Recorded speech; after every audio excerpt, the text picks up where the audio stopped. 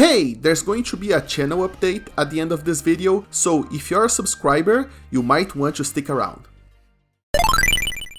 So, I don't know if you guys heard about it, but a new AI The Summoning Files game got announced in a Nintendo Direct, and I, of course, got excited about it.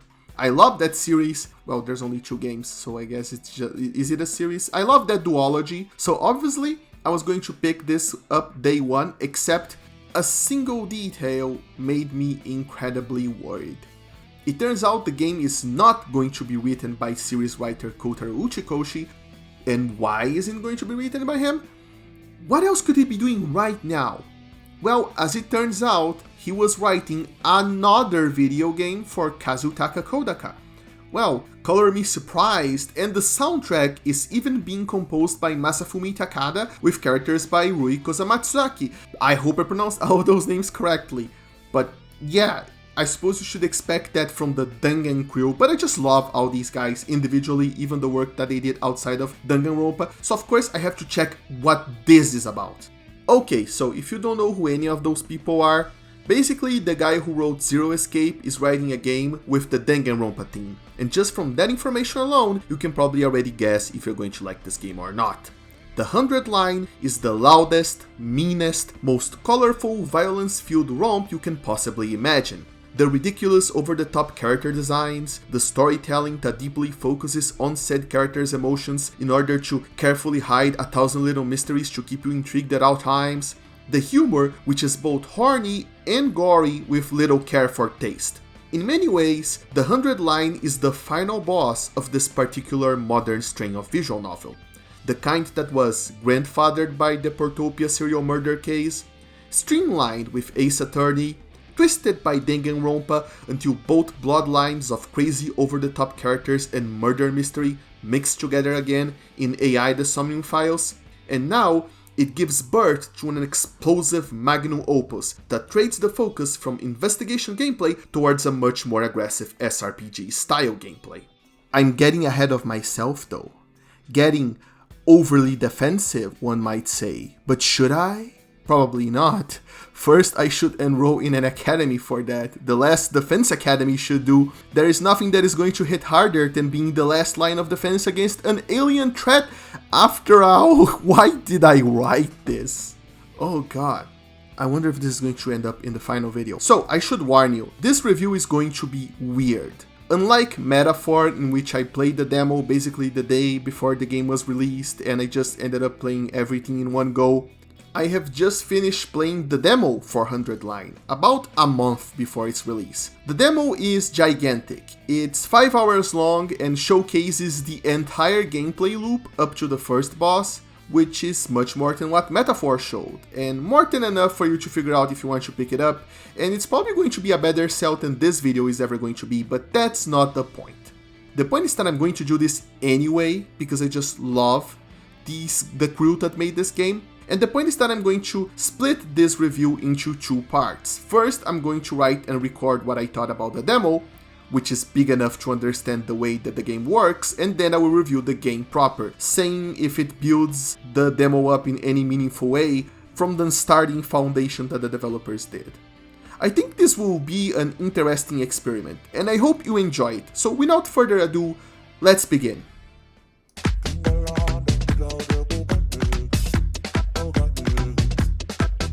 You know what I love? Being a normal guy. Just a normal guy with a mom and a dad and a cute childhood friend who eats breakfast in my house and everybody teases her about marrying me. Yeah, that is the average experience for a Japanese man. They are so lucky. I'm not sure what's up with the birth rate that keeps plummeting. I guess you just end up with high standards when women literally fall over you. But seriously though, I get the appeal of the everyman. Kodaka loves them so much that he keeps writing them as the main or central character of almost every game he made. But it reaches a point where you have to wonder, are these characters supposed to be everyman? Or are they supposed to be blank slates? I kind of get the appeal of blank slates, but A blank slate in a video game does have an advantage, and that is that you can project into it or roleplay using it when you're given choices, but these games don't really give you any choices. So I guess my first impression of Takumi is less that he is an everyman or a blank slate, and more that he is just a boring person. He does have at least one thing going for him though. He is lazy. His way of positive thinking is that in order to pass a test, all he needs to do is guess enough answers. He's just coasting along life to the maximum degree possible. He thinks that he is going to be lucky enough to keep surpassing every obstacle with minimal efforts if he just breathes. So yeah, that's Takumi. The setting that he lives in though is infinitely more interesting than him. There is no sky, instead there is a ceiling above the entire city with a lot of flashlight looking things switching between day and night, and alarms blare at regular intervals signaling emergency drills, directing people to hide in shelters. This is just normal life for him, until one of these alarms is not a drill anymore. Instead, giant colorful aliens things show up and they start decimating the local population. Oh no, that is bad. And his childhood friend is also going to be killed unless he listens to the game's mascot character and shoves a sword into his chest in order to unlock superpowers that he can use to fight the aliens. It's the, you probably already seen this, on his desperate hour, the hero does an insane move and transforms to save the day. He finds out he has superpowers and transforms to save the day. Like everything else in the game though, there is a bit of a twisted quality to it. You know, he has to stab himself in the chest and use what looks like to be his blood in order to transform. And yeah, that's very cool. This entire transformation sequence is very cool. So yeah, he transforms, he kills the aliens, and then he gets pulled through space-time into another dimension. Possibly, I have no idea what's going on here. And when he wakes up, he is in a classroom surrounded with other kidnapped people. It is in there that Sirei, the mascot character, reveals the true plot of the game. The world is in ruins. They are in a school surrounded by undying purple flames that are there for their protection. But the invaders, the aliens that attack them, can somehow pass through these flames every few days in order to attack the school. Their invasion is an attempt to steal the most important item for mankind. And the kidnapped students were kidnapped in order to become an elite defense force to kill the invaders before they can get this mysterious item. They have to do this for 100 days before they can return to their shelter, hence the 100-line Last Defense Academy. But just what is this mysterious item that they have to protect? And why were our protagonists specifically chosen to protect it? What are the invaders? And why 100 days specifically? Well, that's the thing, isn't it? Half of this game is basically a mystery visual novel, and wondering about those mysteries is the point. What I can gather from what I've played so far from the beginning of the story is that these characters are a colorful bunch, but an intriguing one that really knows how to engage with the mystery in a way that keeps them following a similar line of thought to the players. They are very over the top, but they still act in a reasonable manner considering their situation, demanding answers to the obvious mysteries from Sirei before they decide if they should cooperate. Many start the story refusing to fight the invaders out of fear. They try to understand their situation and how to act within it, all while still carrying their own distinct personalities. I never felt like the game was talking down to me, is what I'm getting at. And that's a pretty good first impression for a mystery game. Now, part of this is due to the setting. Unlike Zero Escape or Danganronpa, the characters aren't trapped in a death game with an antagonistic force trying to manipulate them. Sure, Sirei still tries to manipulate them, but he needs their active cooperation, which leads to a lot of more interesting tug and pull between them. The setting has a lot of elements that can lead to all sorts of interesting speculation, and the characters are given different avenues to make decisions. For example, there are some fire extinguishers inside the school that allows them to temporarily put out the undying flame so they can try to explore the outside world and see what they find there. But even with all of that, I have to credit the writers for making these avenues possible in the first place, with interesting world building and getting the characters to ask the obvious questions that any player would ask instead of just dancing around the issues just to stretch things out or acting stupid just to move the plot forward. Overall, I think everyone involved in this game, they have just improved a lot since they first started making games. And the end result is a very good mixture of Kodaka's exaggerated, larger-than-life character personalities with Uchikoshi's love of overly complex puzzle box type of mysteries. And over-the-top personalities. They both do love their over-the-top characters, don't they? And it's a good thing that both of them brought their A game to this game, since having good characters is essential to telling a story like this. A common annoyance that I find myself having with a lot of recent releases, let's be honest, a lot of Western recent releases, is that the cast always feels so overly polite, usually apologizing after a single altercation, if they even have an altercation at all. Maybe they even live in a stress-free, cozy game world in which nothing bad ever happens, and Eastern games can definitely have this vibe as well. See Animal Crossing. But I'm not talking about cozy farming games. A lot of non-cozy adventurous games have incredibly bland casts in them. See The Veil Guard or Eternal Strands for examples of what I'm talking about. And this is why I always respected Kodaka, no matter how cringe people thought his characters were. Because he knows that conflict is the soul of drama, and he isn't afraid to create conflicts in his casts. The problem is, as any Danganronpa fan will unfortunately know, one of the main pillars of his strategy is to basically shove a bunch of dipshits in the cast.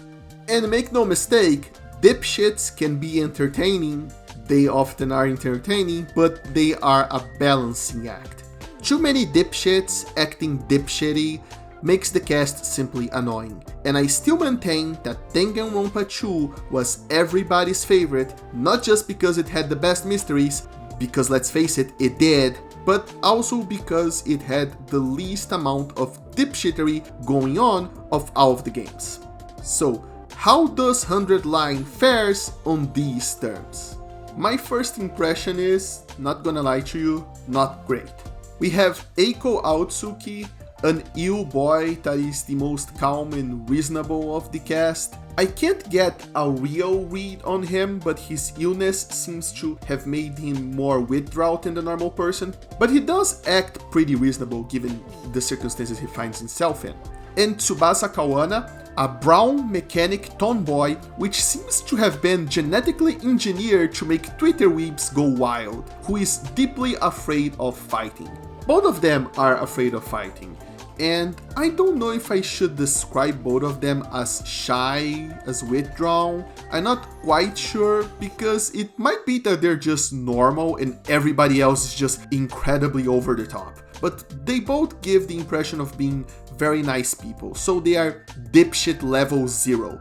But things get really interesting though with Darumi Amemiya, who is described in the official webpage for the game as a manic emo dream girl.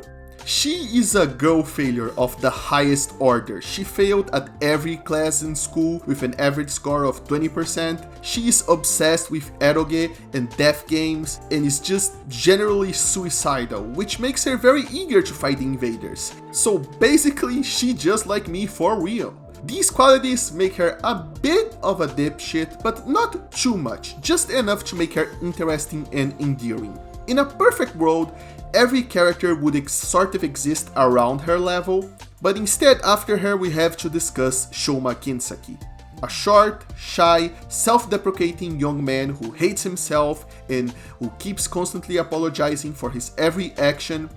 He is also too scared to fight, and it is incredibly annoying how he has this one gimmick, and I hope he's not going to stay like that for the entire game, because it is... Well, I won't say he is completely one note. He has a dog, and I'm sure we're going to get other details of his life later, but the gimmick that they decided to make his thing is incredibly annoying. But he likes dogs, and I love dogs. So I'm going to place him around dipshit level 5, because I'm just making the rules up as I go along, and I can do that. Coming up next are the twins, Ima Tsukumu and his sister Kako Tsukumu. They are a package deal, you see. Ima is obsessed with his sister, and his sister wants to be more independent, but is too shy to do so. You've probably seen these characters before. I won't mince any words. Ima is incredibly creepy, and I hope he doesn't end up suffering from one personality trait syndrome. And Kako is a bit of a hidden freak herself, who is slightly more interesting because of her trait of attracting unknown animals and bugs to her whenever she goes outside for some reason. I don't know why, I don't know if that's going to be relevant, but that fact stuck with me. It's probably just a single time gag, but I found it incredibly funny. I find Kako overall to be really funny whenever she comes out of the background to be part of a gag out of nowhere, but her brother is still a dipshit anyway. But he is voiced by Megumi Ogata, and if you know who she is and what sorts of roles she got in games like the Danganronpa franchise, yeah, there's probably a lot more to Ima than meets the eye. I have high hopes that he's going to end up being in a very interesting place by the end of the game. And then we get Gaku Maruko. That's when the dipshit levels get dangerously high. While Shoma just keeps apologizing, Gaku just keeps complaining. He is poor, he had to work a ton of jobs to support his family. It is understandable that he keeps cursing his bad luck of having to fight what are essentially aliens now, but he doesn't direct his frustration only at Sirei or at his overall situation. Instead, he blames everybody else, and he keeps antagonizing Takumi on every single interaction, while wishing he had been isekai'd into a harem instead. I cannot... Fuck this guy. Absolute dipshit. If you have been paying attention so far, you will probably have already noticed that I have been introducing the characters in ascending order of being dipshits, so you must be wondering who could be even worse than those guys. And it's not that the following characters that I'm going to talk about are necessarily worse, so much that their chemistry makes them the most annoying characters in the entire cast when together. Separately, they're understandable, but together, goddamn, because they are Takemaru Yakushiji and Hiruko Shizuhara. The former is a tough man, manly man, fighting man, who is extremely hot-blooded and wants to punch, fight, kill whenever he gets angry, which is often. He is basically the loud fight man of the group, a delinquent, a biker, while Hiruko is the opposite. She is cold, calculating, and the best actual fighter of the group. Out of 10, she's an 11, and she'd give herself a 12. And that means that she likes pushing everybody else around and forcing her will upon the group. And she doesn't have an amazing, funny, larger-than-life ego-iter like those characters that are better than everyone usually have. She is just a bitch. Something Takemaru hates, but he can't do anything about because she would wipe the floor with him, and also he doesn't hit women because he's actually a really nice guy. So they just talk around, scream around technically, in circles, while Takemaru hits himself in the face out of spineless rage, and nothing comes out of any of their interactions. Separated, they can be kind of interesting and amusing, but together, when they meet, they bring out the most dipshit energy out of the entire cast. So as you can see, that sounds like a really bad first impression of the cast. 80% of them are dipshits of some kind. But I want to make a distinction that just because a character is a bit of a dipshit, that doesn't mean that I hate them or I think they are necessarily badly written. Some of them were annoying, yes, but their interactions still brought the drama of their situation to the front. They channel that classic teeth-clenched teamwork that you love to see. Much better than a bland cast ever will. And if they get proper character development, if they become fire-forged friends, forged in the fire of the battlefield by the end of the game in a believable way, or an amusing way at the very least, then this might end up just being a fantastic story. But for now, I will refrain from further commentating about their personality until I play the full game. Because the demo you see ends on day 7 out of a possible 100 days in the full game, only 5 hours of what I imagine is going to end up being a 40 to 60 hour game. So let's just keep in mind that there's plenty of ground to cover and plenty of chances for them to undergo interesting character arcs.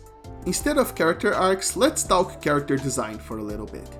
Ko Matsuzaki is a fun designer with a unique look to his artwork, while still remaining incredibly anime, so it should not be a surprise that I greatly enjoyed the designs here. They are a bit more grounded than his previous video game work, gaudy, but I could imagine a teenager with poor fashion sense wearing the more ridiculous outfits. Though given what I've seen from the trailers, this might just be the result of the crazier designs showing up in the back end of the game.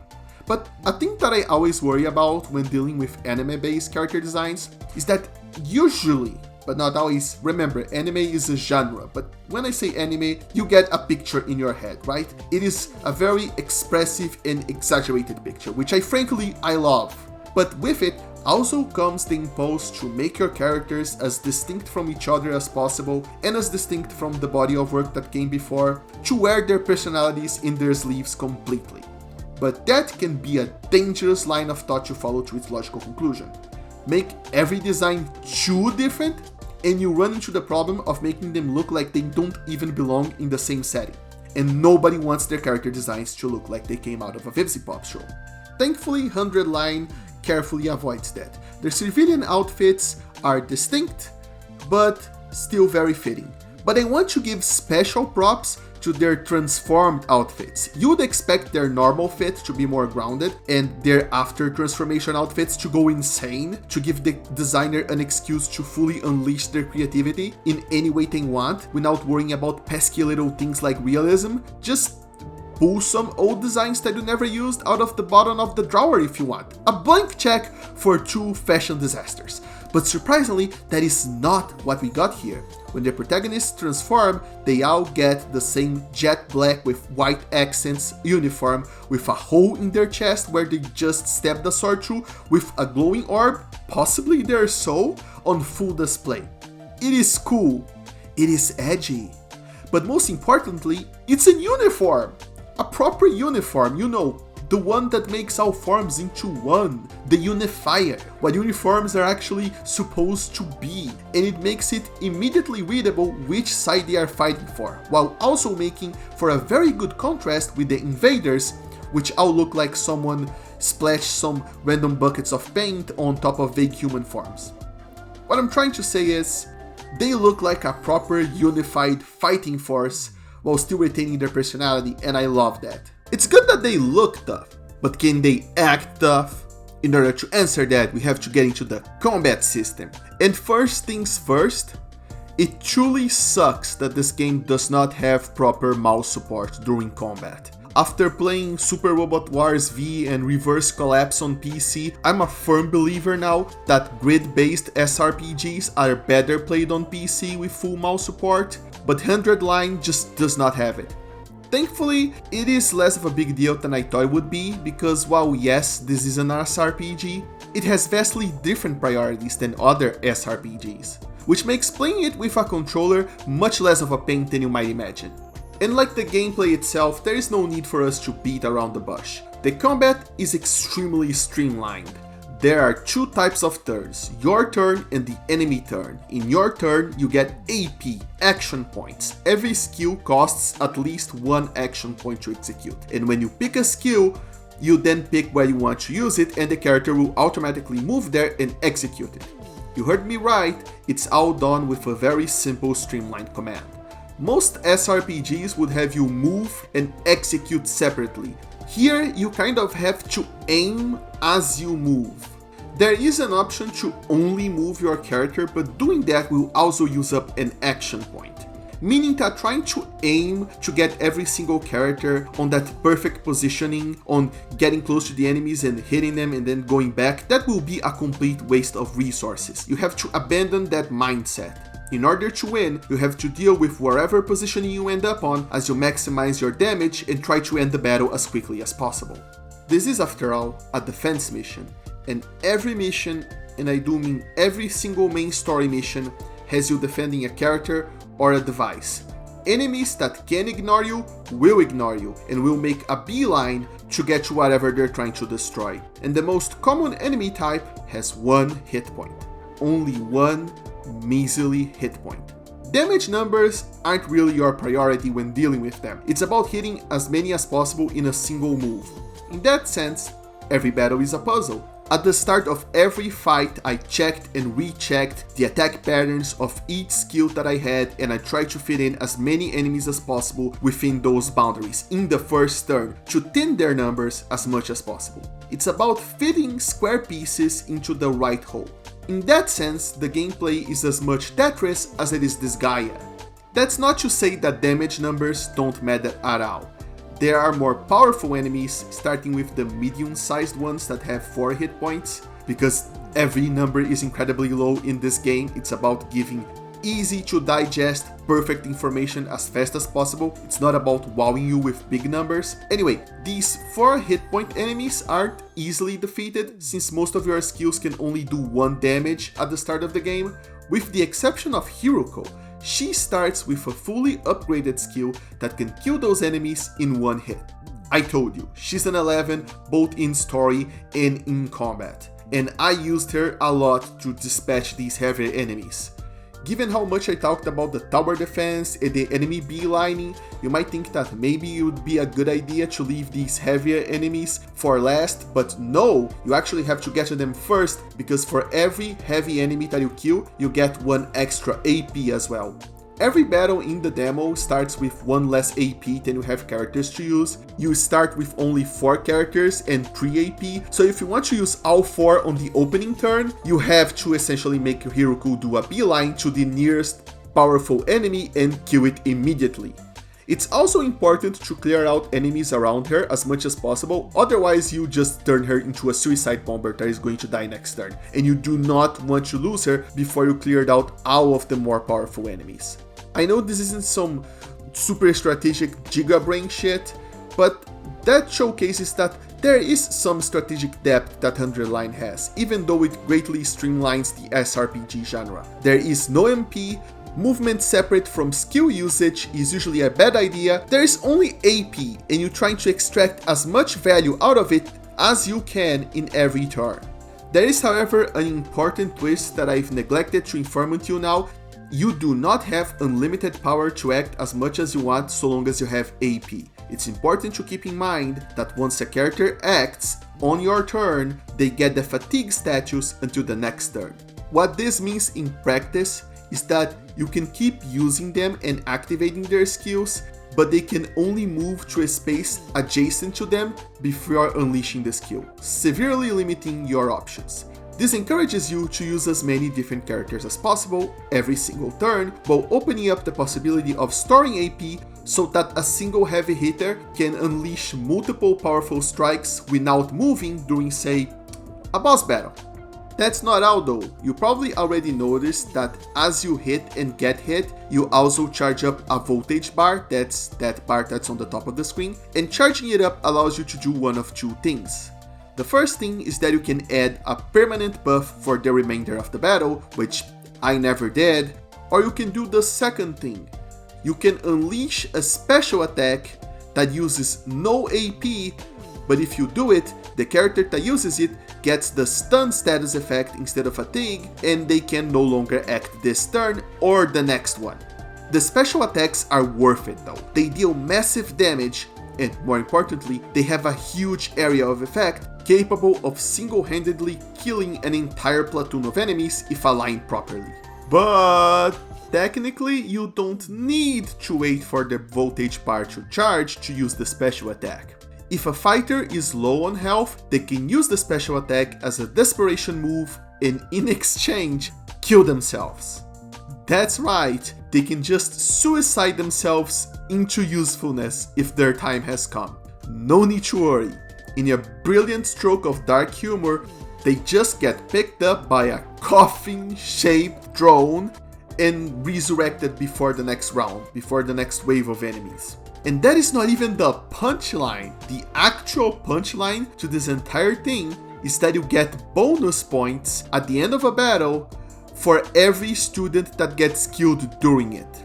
Perhaps even better, the game actively encourages you to kill them when their time is almost up, because enemies will transform into a stronger version of themselves if they manage to get the kill. So if you know they have no chance of surviving the next turn, might as well press the button yourself. Noticeably, you still get the bonus points even if an enemy kills them. With all of that in mind, that classic phrase, "the best defense is a good offense," has never been truer. You can't hide in the corners and slowly creep up on your enemies like in other SRPGs. No offense to Fire Emblem, but whenever I manage to get my hands on a Fire Emblem game, I just keep checking the UI, the option that shows you the enemy range, and then I keep wasting turns staying just outside the enemy range before baiting them into attacking, and that has been the prime strategy for that franchise. Same with XCOM, where you can hide behind corners and chest-high walls to bait enemies into triggering your Overwatch. 100 Line plays a lot differently. It's a defense-based game, but paradoxically that means that you have to play it as aggressively as possible because enemies won't wait for you to slowly try to bait them into your range. Play it safe and they will just ignore you and destroy what you're trying to defend in the first place. I played games that rewarded aggressive play before, but 100 Line actively punishes defensive play. Much like Sirei suggests in the story, the gameplay also carries the thematic weight that you have to sharpen your bloodlust or die. You will die anyway, but you will die in an explosion of glorious blood that will take dozens of enemies with you. So don't play it safe. Just keep trying to make the biggest, boldest moves you possibly can every turn. What do you have to fear after all, if not even death can take you? And on that note, I have no notes for the combat system. As far as I can tell, it is perfect. It feels satisfying to pull off some big brain moves, it gets you exactly in the mood the game wants you to get, it plays well with the story's themes, and it's so lean, I can't even think of something that is useless or that I would remove from it. There is no meat to cut from these bones. Considering the mini-games in previous Kodaka games, I'm probably as surprised as you are, but him and the entire team, they truly delivered in the combat aspect of the game. Probably some other designer on his team, not gonna lie, I wouldn't be surprised if someone physically held him down before he wrote on the design document about having a music minigame pop up on every skill use. Outside of combat, we have more, shall we say, narrative moments where you get to explore the school in side-scrolling view, and you can select items that you want to examine and characters that you want to talk to using a cursor, and the environment is in 3D, but the characters are in 2D. This is nothing new if you already play Danganronpa, but props to the interior design team for delivering this absolute mess.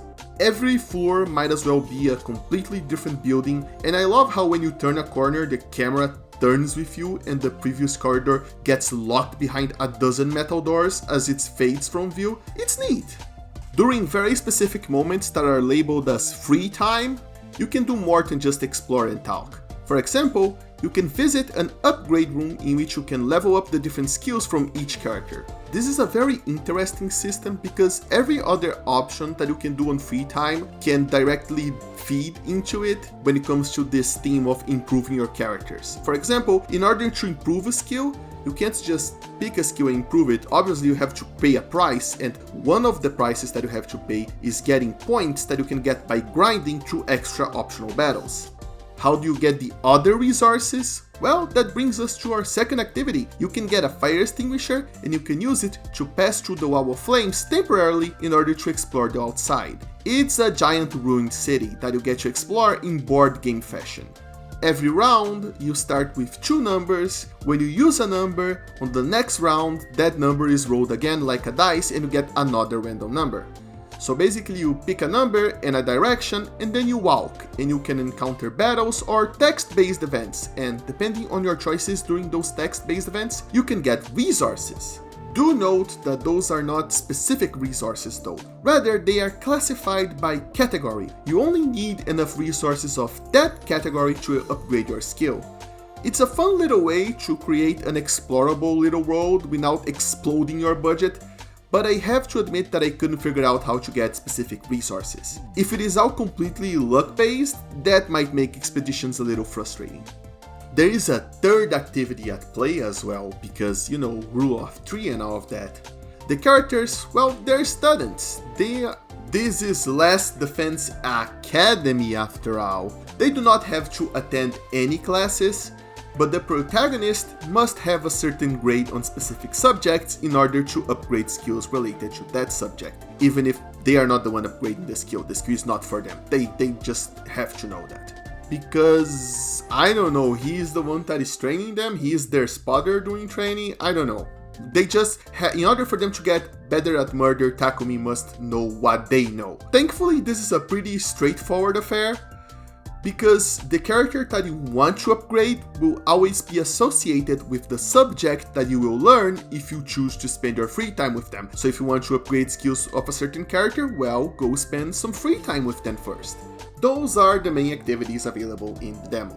You have extra battles for grinding, exploration, and hanging out with friends. And all of them give different kinds of resources that you need all of them in order to upgrade your skills for the eventual main story battles, and it's a neat little system. I only have 3 nitpicks about it. The first one is that I already talked about the resource gathering. I could see that getting frustrating. The second is that if you like a character's personality but you don't want to improve their skills right now, it might be a waste of combat potential to hang out with them, which is a bit of a shame. Sometimes you just want to hang out without, any ulterior motives, any ulterior meta gameplay motives. But the really annoying one is that even though it doesn't spend time at all, even though time doesn't go forward when you do it, the act of actually upgrading the skill can only be done during free time. This sucks, because I had the resources lined up to upgrade the specific character skill right after the last free time that I had, and there were plenty of times in which the main character was just going from scene to scene. Essentially, you only took control of him to walk him around. But because these quieter moments were in between a long sequence of story events, I ended up not being able to upgrade the skill, and then, after a boss battle happened, boom, the demo ended. This sucks, man. I want the ability to improve skills at any time if I have the resources on hand. But overall, this was all very neat. The demo is 5 hours long, and honestly, unless there is a big twist and grand new gameplay mechanics being introduced 20 hours into the game, which is a very real risk with JRPGs, I think I already got a very good impression of what 100 Line is like.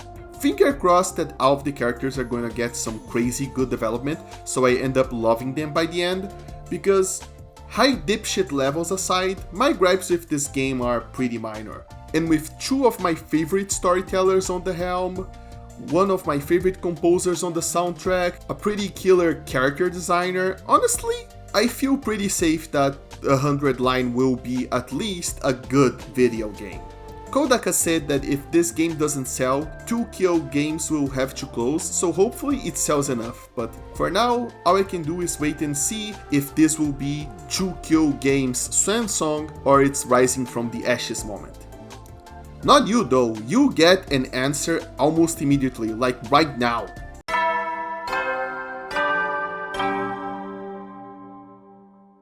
I have committed a terrible mistake!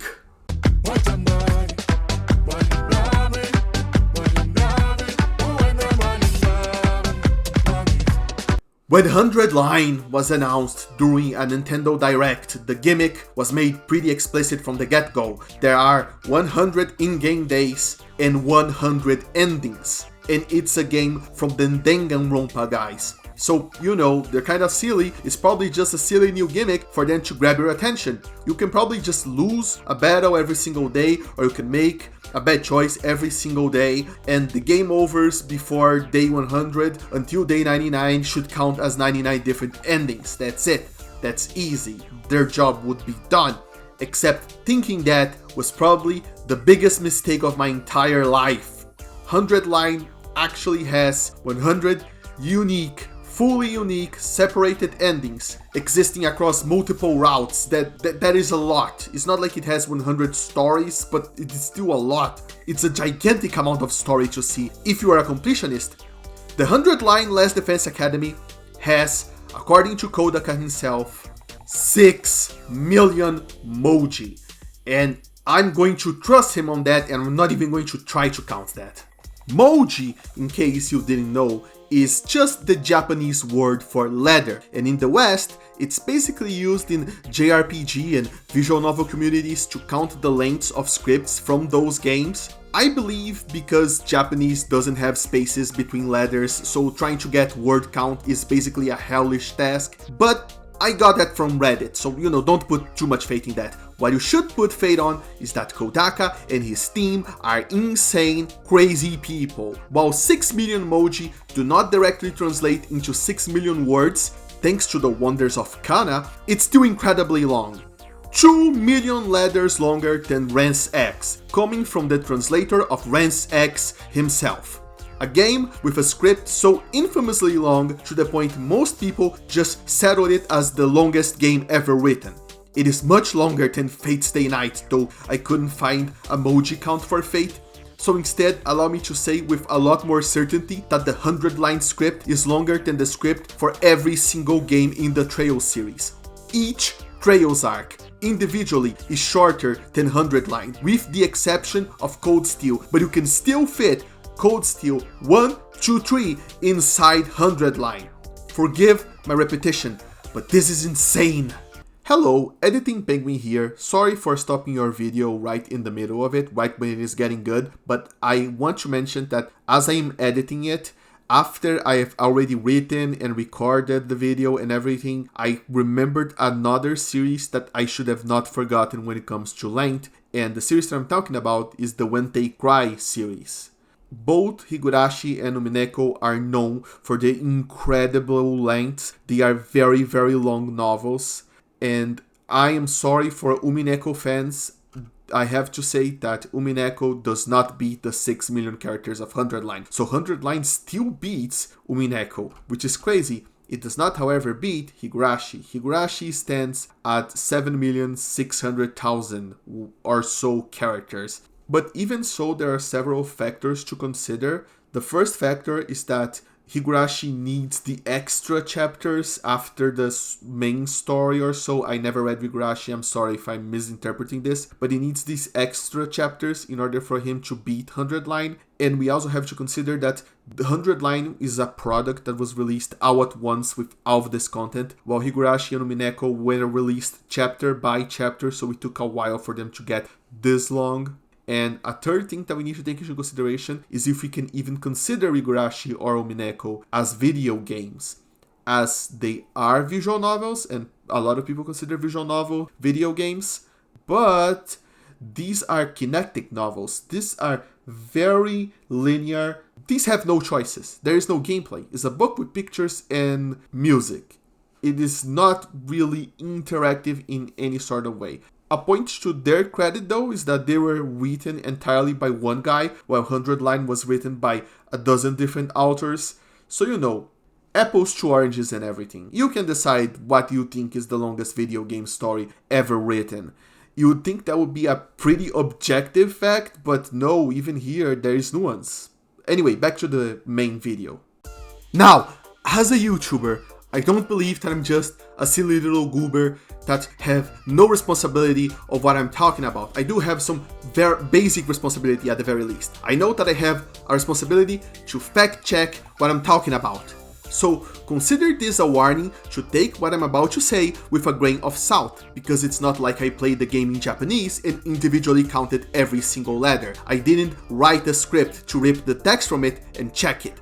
But I feel fairly confident in saying that yes, the 100 line Last Defense Academy is the game with the longest script of all time. This is the biggest game script of all time. This absurd mess of sci-fi, fantasy, it's a horny-ass, gay-ass, dark comedy, mystery tower defense game. It's not some AAA game with grand ambitions of being an epic odyssey. It's a surprisingly humble project that is going to fly under the radar of many. This is the ultimate little game that's good. This is the longest game script of all time. And this is the Herculean task that 2Q Games set out to do. And honestly, no wonder they went almost bankrupt making it. Those guys really poured every single drop of blood they had into this. Sorry if I sound too annoyingly excited, but I didn't realize what the fuck I was getting into when I started it, so forgive me for being a little overwhelmed. Okay, this also means 100 line is a long game. A really long game, for a completely different reason than most long games are long. Long games can be long because of grinding, they can be long because of low drop rates, which is honestly just another way of saying grinding. They can be long because they are almost infinitely replayable like roguelites, and even if they are not long, you can still sink in thousands of hours into multiplayer games, even if they are not technically long, but all of these have a single thing in common. They are long because of their gameplay. 100 line is the complete opposite. It is long because of the story. It wouldn't be an exaggeration to say that 80% of your playtime will be spent reading through the story. And this means, no offense to these other games, but it means that the developers of 100 line couldn't rely on a fun loop, a fun little gameplay loop to get those hours in. They had to carefully handcraft, well technically carefully handwrite and handdraw 150 hours or so of sheer pure story. This also means that you can't just put on a podcast and relax as you grind some bosses. You have to stay locked in, as the kids say these days, and pay attention the entire time in order to properly enjoy it. I wouldn't describe it as exhausting, but it is an incredibly dense work of art that requires your brain to be turned on at all times. Truly, the Dark Souls of visual novels. Of course, with all of this talk about length, an important question appears before us now. While quantity can be a quality of its own, nobody wants to sit through 150 plus hours of bad writing. So we must answer this question. Is the writing any good? And I will answer that later. The story is definitely the focus here, so let's first finish up talking about the gameplay before we dive into all of that. First of all, a big correction on the exploration minigame. I was completely wrong about it, and I considered going back and redoing that part, but since that goes against the spirit of this video, I will correct myself in this segment. You can actually easily see what you're going to get by looking at the icons in the squares. They indicate what sort of material you can get from them, but it goes beyond that. As you progress through the game, your fire extinguisher level will increase, allowing you to put out fires and explore further and further away from the academy, with each new area being filled with a specific resource, like the forest is filled with plant resources, so you can go there to get plant. And even beyond that, you can pick a group of friends to follow Takumi into the wild, and different students give different bonuses to different types of materials. So actually, it's super easy to get whatever material you might be needing, which is cool. Another game mechanic gold star to the game. But it is not perfect. There is a serious flaw to the system, and that is that in every square that you land that is not empty, you get an event with multiple choices. And those events can be a real headache, because depending on your choices, you can lose resources or even take damage. And knowing which choice worked the previous time is no guarantee of safety, because in the background, the game is running its own little RNG thing that changes what happens every time you pick a choice. So even if you pick the same choice, sometimes a different thing will happen. And some of these events can lead to heavy damage. I mean 10 points of damage in a game in which most characters have 11 to 16 points of health. Basically an instant kill if you're already damaged. Ridiculous.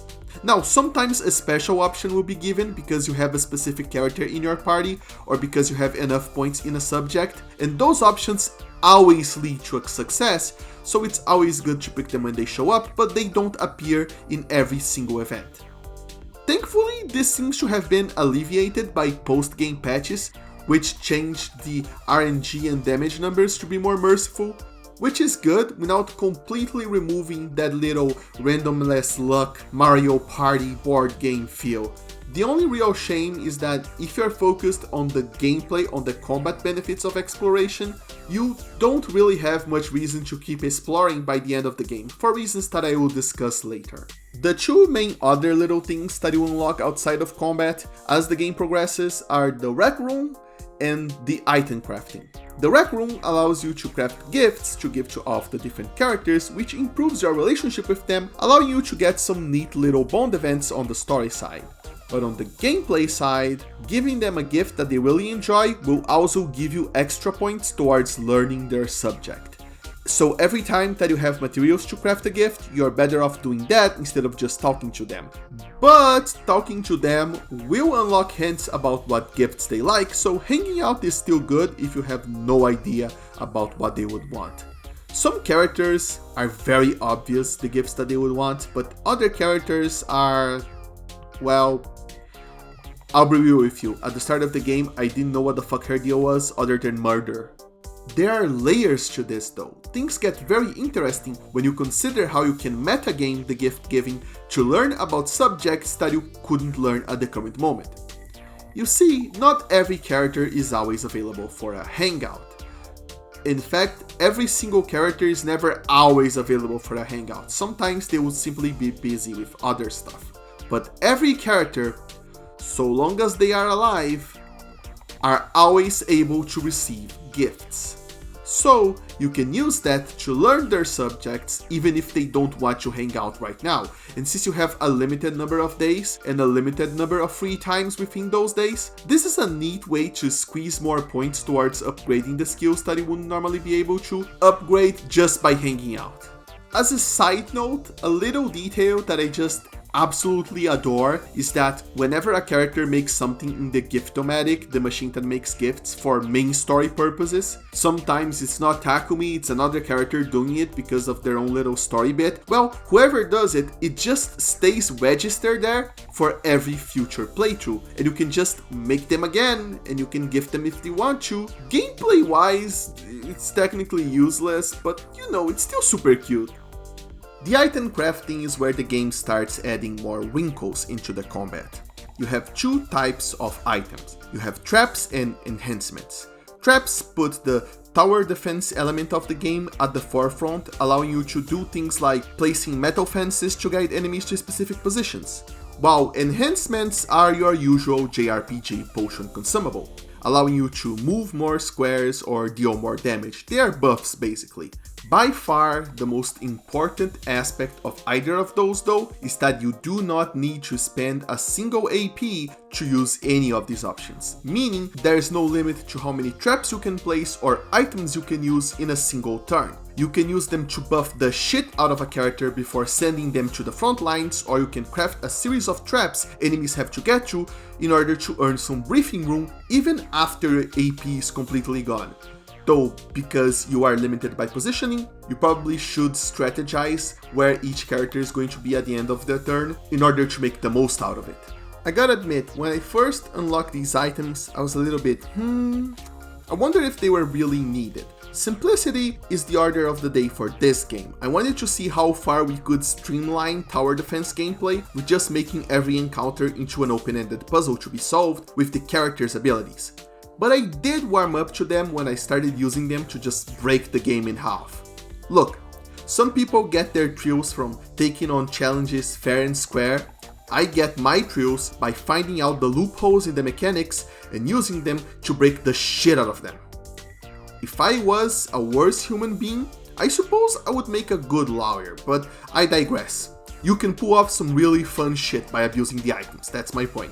It's important to note that you don't need to craft the items that you want to use before every battle, because they are not consumables in the traditional sense.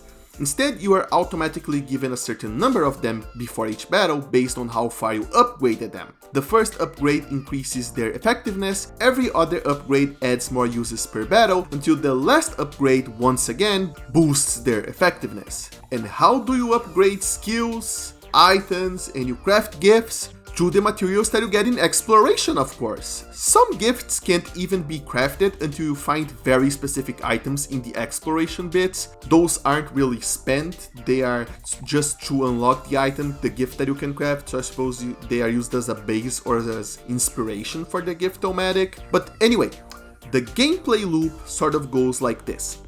Fight a defensive battle, explore for materials, craft gifts and upgrades, fight a defensive battle, repeat. And boy, what a good loop it is. 100 line, at least for my first playthrough, was immaculately paced. The pacing is nothing short of flawless. Quite possibly the best pacing in a video game since Chrono Trigger. The devs managed to find the perfect balance of story events and free time in between battles to get you really thinking about how best to spend your time without too much time in between important plot beats or main story battles. And the way they handle these battles is also incredible. The game works in a sort of monster of the week format, in which every single defense battle is unique. Every enemy commander brings their own little gimmick. Some of them will split into 3, some will throw fog all over the battlefield and make it impossible to see enemies unless you're up close. They will even float around just outside of reach, needing one of your allies to build a cannon, meaning that you must now protect them from endless waves of enemies until it is done, suddenly changing the victory conditions and the subject of your protection mid-battle. Though you should always protect Kurara anyway, because, well, we'll talk about that in a little bit. I could go on and on, but I'd rather not spoil all of the fun stuff that you'll find in the game. My point is, there's a lot of variety to keep you on your toes all the way to the end of a playthrough, and also it's just a stroke of genius the way the developers integrated into the defensive battles what would usually be your standard JRPG enemy encounter. Because sure, you can get small enemy encounters during exploration, or you can grind out enemy encounters for materials in the training room to level up skills if you want, but those are also very easy to avoid if you don't want to grind, you don't have to do them. But the thing is, you can still get to flex your strategy brain and find out the perfect use for the skill of each individual character in every defensive battle, because every defensive battle is composed of waves of enemies, and you have to kill these normal lower level enemies before the wave in which the commander shows up appears, meaning that you get to interact with the cannon fodder without them needing to be separate encounters. You know, doing the usual let's kill fauna for 5 hours in between bosses thing that JRPGs usually do. This is a huge part of what I meant when I said the game is perfectly paced. It preserves that monster of the week, every battle is important feel by making no battles feel like they are just filler without needing to make the game into just a boss rush. And it's not just the enemies that get more interesting as different types get introduced and bosses bring their own gimmicks with them either. As you progress through the game and slowly get more and more party members, the kits introduced also get more and more specialized and exotic. You get a tank team member that deals 0 damage at first, but if enemies hit him, he can charge up and hit them back next turn, equivalent to how many enemies hit him. And to help with that, he also gets a skill that draws aggro to him. You also get a party member that is about more literal tower defenses, as she can build towers and traps that work automatically to hit the enemies every turn. And of course you get a healer who is squishy and soft and cute and dies if anything sneezes at her, because of course you do. And they don't only have their active skills either, each of them has a passive skill as well. I suck at retaining information, so I kept wondering why sometimes Gaku hit for more damage until I actually read again how he works, and turns out he does extra damage if the voltage bar is over 100%, and that's pretty cool. That completely changes the order of your attacks if you're planning to use him, since you will want to gather voltage first before you use him for maximum efficiency. Overall, the designers really squeezed as much as they could out of the streamlined battle systems that they created. If they were a bit more ambitious with it, chances are it could completely fall flat with systems that are either poorly implemented and useless or obligatory and frustrating to deal with. But as it stands, every single system has their uses, even if I personally couldn't find a good use for every single character. And maybe if you're looking for something meatier, this is absolutely not going to be the game for you, but if you're the kind of person who likes when you first play something to already see what the bar for perfection is, if you like already seeing how far you can go and then trying your best to get there and maybe even be surprised when it turns out you can squeeze even a little bit more, I hope that I'm speaking in a way that you're going to get what I'm talking about, even if I am not making complete sense with my words. Look, what I'm trying to say is I think the developers set out to deliver a specific type of experience, and I think they delivered it in spades, which is about everything you could ever ask of a video game, really. Which is so funny to me because allow me to be nasty for a second here, okay? I know video games are made by a lot of people, and I know that I need to stop saying and pointing out single names so much, but still, so many, we're going to talk about Kodaka here, okay? So many Kodaka games have bullshit minigames for the sake of having bullshit minigames in there. Man, just off the top of my head, take this with a grain of salt. I'm going to see if I can find a source, but I believe he said in an interview about Rain Code that the reason he does this is to get more people that wouldn't play visual novels and mystery games into visual novels and mystery games, and I appreciate the sentiment. I love experimental stuff. I'd rather he make bullshit minigames than not, you know? He should express his heart. It's unbelievable how good this game is considering the man's portfolio. You know, I do not know if he personally designed Hangman's Gambit, but I'm blaming him for that shit for the rest of his fucking life. He did that and he put an all of the 3 Danganronpa games, all 3 of them, okay? So, yeah. If you already played 100 Line, you know where I'm going with this. I have to admit that Kodaka put another fucking bullshit minigame in it. In my mind's eye, I picture Kodaka storming into a meeting room that has the design document for the game on the table, and everybody else on the staff is pulling on his jacket, is pulling on his shirt, desperately trying to stop him from reaching it. But he beats the shit out of everyone, and he gets a permanent marker, and he opens the very first blank page that he can find, and he scribbles on it. It's too late. It's in the document now. Everybody groans as they have to deal with his bullshit, and so when he leaves, everybody reads the 2 words that he wrote in the document, and they spell out persuasion minigame. Now, I'm joking, of course. I never saw any evidence that he is an abusive director or anything like that. He seems like a really fun director to work with, in fact, and I'm sure everybody on the team was totally on board with this idea. It's funnier if I imagine that it went that way. And also, to his credit, if he is the one who suggested it, because like I said, games are made with lots of people, so it could be another person put their hands up and were like, hey, how about we do a persuasion minigame? Well, whoever did it, they deserve some credit, because this is actually quite good. It's nothing innovative, it's a simple, true and tested mechanic that has appeared in other games before it. Takumi gets into an argument with a character, and it's up to you as the player to guide him by selecting the correct option to persuade the character to do what he needs them to do. If you miss an argument, you are set back to a checkpoint that is only a few questions behind. The punishment is just a minor annoyance. It's not really the point. What made me love it is that it forced me to engage with each character's motivations and to understand them at a deeper level. To challenge my initial assumptions that they were just a bunch of dipshits, and to get me to feel for them as actual flawed human beings. And it worked. It's not the only thing that worked. You don't actually do a persuasion with every single member of the cast, but I have to say, you know that meme that is just an apology form? I need to feel like a dozen of those at this point, because honestly, this might just be the best cast Kodaka has ever put together. Which neatly ties us back into talking about the cast. And my initial worries were completely unfounded. They really do get a lot better. It takes a lot of time. You have to watch as the pieces slowly fit into place. But when they do fit into place, I am so thankful that this isn't another killing game type of story, and we get to spend dozens upon dozens, possibly hundreds of hours with these guys because it allows them room to breathe and grow and for you to figure out why so many of them act like complete dipshits at the start of the game.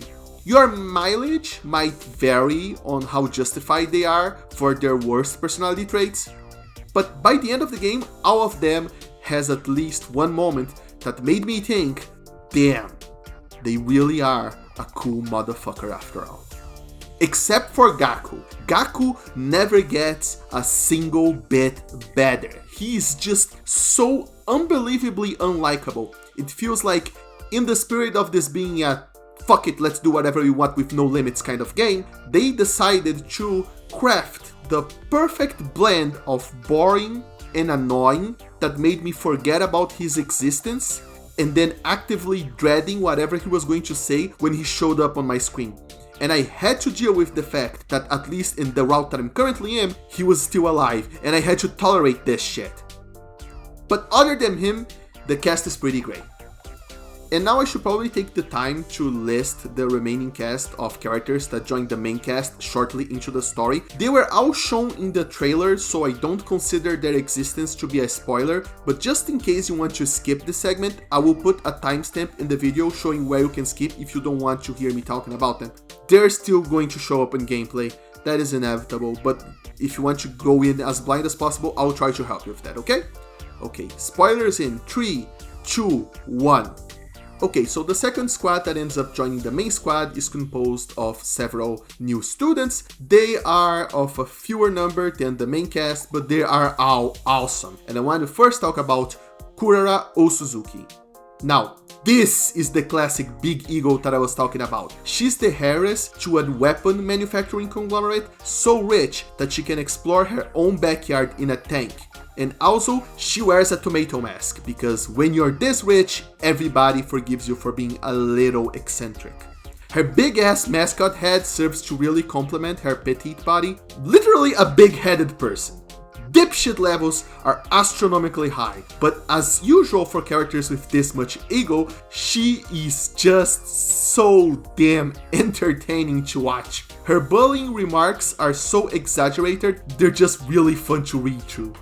Which is good, because she spends a not insignificant amount of time belittling the shit out of everybody, but especially Kyoshika Magadori, who is, well, she's a fucking weeb who lived in the woods her entire life and only knows about the outside world from reading manga. And also she can't do basic math, so you can guess what her personality is. On a serious note though, she is really sweet and understanding, and also a huge pervert with a physical relationship with her sword that she speaks with. But she's hot, so we forgive her. Also, just let's take a second to appreciate her drip. She's wearing a goddamn Brazilian jiu-jitsu gi with a red cape on top. A red cape with a Marie Antoinette ass looking anime girl on it. And of course, to top it all off with thigh-highs and sneakers. Truly, immaculate drip. Next up on the list, Yugamu Omokage. An actually surprisingly chill and agreeable guy, except for the fact that he is an amoral assassin in love with guts. His own guts and other people's as well. He is an interesting paradox. He is a remarkably fun character to be around, but he's also a little bit one note, being an assassin dressed in a kimono stamped with realistic depictions of human organs. He is basically exactly as advertised, and he won't cut you up without consent, which makes him an oddly comforting presence. He's also a huge pervert and constantly flirting with Takumi in every route. But he's hot, so we forgive him. And then we have a complete showstopper. Tied in with Darumi for my favorite character in the entire game, here comes Moko Mojiro. Don't let her cutesy, perfectly round face fool you, she is a pro wrestler that's built like a brick shithouse. This is why I'm so glad Last Defense Academy is not a killing game type of story, because this kind of character is the kind of character that writers love to kill or sideline as soon as possible. But here we get to spend time with her, and oh my god, do I love spending time with Moko. She is a bright ray of sunshine. As Takumi puts it, she is the mood maker. She is a fountain of endless positivity with a lot of contenders for best line of the entire game. She not only has 0% dipshit in her, she exists in the negative dipshit zones. She is a therapist, actively making everybody around her less of a dipshit. I love this woman. But it's not over yet, we do have one more character to introduce. I know I did all of that entrance for Moko, so I probably seem like she was the last one, but no. We have the most mysterious character of the group. Quite possibly the most mysterious character of the entire game, Nozomi Kirifuji. She is not mysterious in a traditional sense. She is a bit of a straightforward character. She is kind-hearted, endlessly patient, squishy and soft healer type of character. A very cliche type of character. But she looks exactly like Karuha, Takumi's childhood friend, while having 0 memories of ever meeting Takumi before he came to Last Defense Academy. And that is good, that is intriguing. One of the tropes that I have a particular dislike for is when a couple ends together just because they met once when they were like 5 or something. It can be done well. But usually, especially when romance is just a side plot, a side attraction, it reeks of laziness and writers trying to tie up characters with no chemistry together. But not here. Here, Kodaka and the rest of the writers cooked up something truly special. Takumi's memories of Karuha only serve to complicate his relationship with Nozomi, and together they will go through a lot before the story is over, in very clever and emotional ways. Which you have to buy the game to find out. Ooh. Did I make you want to buy 100 Line yet? Come on, with a cast this good, you probably really want to buy it already. Oh, and before I forget, Nigo's here too. I don't know what to say about him. So, that was the whole cast of protagonists. Hopefully by now you're already feeling enticed to buy the game, but if I must elaborate further in order to convince you, then I might as well not bury the lead any further and talk about the biggest selling point of the game, that it actually has 100 different fully fledged endings. Though that does not mean it has 100 full stories in it. Instead, it has 21 routes, and those routes branch into 100 endings. Technically, most routes branch from other routes, so they don't all have the same starting point, but a surprising number of them do go all the way to day 100 or close to it. I'm too lazy to do the full math of it, but let's just say that you have to do the equivalent of about 8 or so full playthroughs of the game to see everything. I wasn't joking when I said there was a lot of content. The way the branching system works is that the game will occasionally give Takumi a choice, 99% of the time a binary choice. And by Takumi I mean you, it's your choice. Your choice decides how the story will play out. And I know that you're thinking, wow, always a binary choice, so many choices, surely all of this must be some very short, bad endings. Well, let me tell you a personal anecdote. I love stories that have detailed bad endings. Endings that show what happens when everything gets fucked up, and they are not just 1 or 2 sentences long, things that you can watch in 2 minutes. I don't like those, because then you just reload and the failure barely even registers. In more traditional stories, in fact I'd say most stories in existence, heroes can come close to failure. Heroes often come close to failure. That creates tension, which leads to exciting storytelling. But they rarely actually fail, and they rarely have to deal with the consequences of this failure. Spider-Man can get close to failure, but he rarely ever actually does fail. Help! Please! Someone! I'm going to die! Actually, Spider-Man might have been a really bad example to use here, because you know he actually does have a pretty big failure, Gwen Stacy and all that, but what I'm getting at is, I love when a story shows what happens if the heroes fail, because they raise the stakes to the maximum possible level for that story. It shows exactly how bad things can get without leaving just to our imagination. Imagination is a powerful tool, surely I know that it is a powerful tool, but The stories create this sort of fictional bubble of safety that makes you believe that nothing bad is actually going to happen, even if it's implied, and then when it actually happens and you see how far it's going to happen in the world of the story, well, shit. That's when you know things can get real. And if you walk around these circles, then you probably already guessed how I feel about AI the Summoning Files Annihilation route, namely that it fucking rocks. And the 100 line is built on that. It is built on having you deal with the consequences of your own actions. The number of decisions that you make that would lead to a short bad ending that instead get extended here and you're shown the full consequences of that choice is ridiculous. And the game manages to deliver on that promise because it is Kodaka and Uchikoshi and everybody that they managed to get together working at their most unhinged and unrestricted. There's a reason Darumi lists Sayanota and Sayonara Oshiete on her list of favorite games. It's because 100 Line definitely feels inspired by those games, by this desire to go into this really dark place that game rarely ever goes to. Especially with the visual novel market shrinking as gacha games manage to steal all of its player base. This is not simply tower defense from the Danganronpa guys. This is two Kyo games doing their best to leave a mark close to those eroge grades, with the epic scale of something like Fate's Stay Night. Or, you know, they really try to do that because there are console rating restrictions and all that, but they get pretty damn close to some pretty fucked up stuff, which is something that I also think people don't usually give enough credit to Kodaka for. When he wants to go dark, especially in those final moments of despair before the climax, he can do it like few others can. He can really put you in the mindset of hopelessness. And then he can even pull off a happy ending out of that without it feeling forced. He's a great writer, man. He simply is one of the best gaming writers of all time. But I don't want anyone to come into this game thinking that 100 Line is some sort of super depressing, purely grotesque horror game, and that every route is a different flavor of bad ending. No, of course not.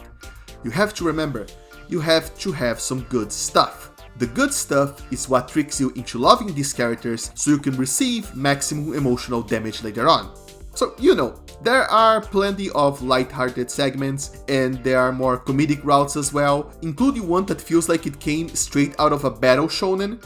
The writers really attempted to hit every single note that they thought could be interesting, and the end result is a genre-bending mishmash that surprisingly works because the tropes and conventions used in each route are mostly isolated to their own individual routes. So it mostly avoids the problem of having an inconsistent tone, at least within a singular route. And I'm happy to say, I personally liked most of it. I like 3/4 of it. For a game that has this much content, that's a really big percentage of good content, which is great. But unfortunately we do have to talk about the rest that doesn't work so well. You see, befitting such a wild game, 100 Line is structured, perhaps had to be structured in a very odd way. This isn't your usual, there are many routes, but it's actually a linear story in disguise visual novel where you unlock routes until you get the true final ending. Once the game throws you out there, you're on your own with almost no restrictions. There are a few locks, but they are minimal and mostly belonging to a single route.